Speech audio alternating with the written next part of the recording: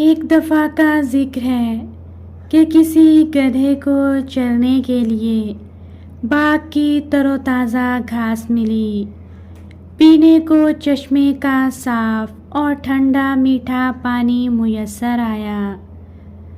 گدھا کھا پی کر خوب موٹا ہوا۔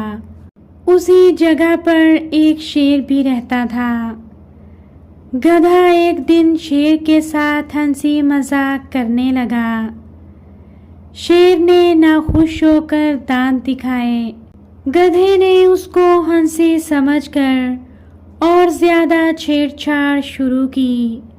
شیر نے کہا، اگر تم یہ گستاخی عقل کے ساتھ کرتے تو میں تمہیں ضرور سزا دیتا، مگر مجھے تمہاری بیوقوفی پر رحم آتا ہے۔ اس کہانی سے ہمیں یہ سبق ملتا ہے، بڑے لوگ احمقوں کی باتوں کا خیال نہیں کرتے۔ ایک دفعہ کا ذکر ہے کہ ایک جنگل میں پرندے اور جانور مل کر رہتے تھے۔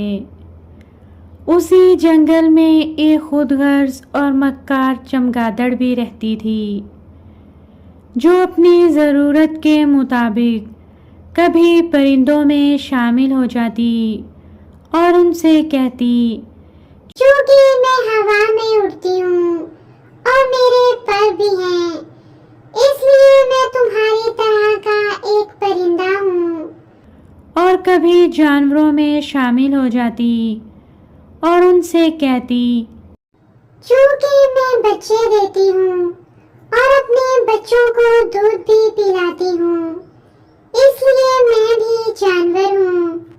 ایک دن کسی بات پر جانوروں اور پرندوں میں لڑائی ہو گئی۔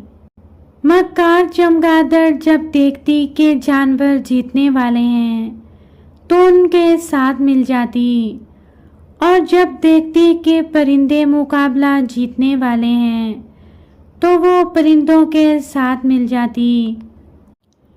یوں مکار چمگادڑ کبھی ادھر تو کبھی ادھر شامل ہوتی رہی۔ آخر کار لڑائی پرندوں نے جیت لی۔ یہ صورتحال دیکھ کر چمگادڑ پرندوں کی طرف آ گئی تاکہ ان کے ساتھ مل کر فتح کی خوشی منائے، مگر اس کی خوشی تب خاک میں مل گئی جب پرندوں نے کہا، تم ایک جانور ہو کیونکہ تم بچے دیتی ہو اور اپنے بچوں کو دودھ بھی پلاتی ہو، اس لیے پرندوں میں تمہارے لیے کوئی جگہ نہیں۔ یہ سن کر چمگادڑ جلدی جلدی جانوروں کے پاس گئی تاکہ ان کو اپنی وفاداری کا یقین دلا سکے، مگر اب جانور بھی اس کی چالاکی سمجھ چکے تھے۔ انہوں نے کہا، تم ایک پرندہ ہو کیونکہ تم ہوا میں اڑتی ہو اور تمہارے پر بھی ہیں۔ جانوروں نے بھی یہ کہہ کر اسے اپنے گروہ سے نکال دیا۔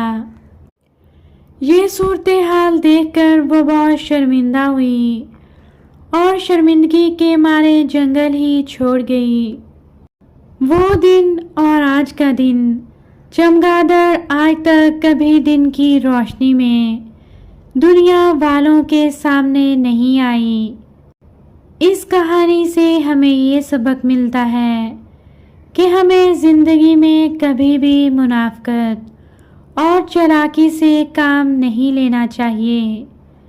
جس کے ساتھ تعلق بنائیں پھر اس کے ساتھ خلوص اور وفاداری کا ثبوت دیں، ورنہ لوگ چمگادڑ کہیں گے۔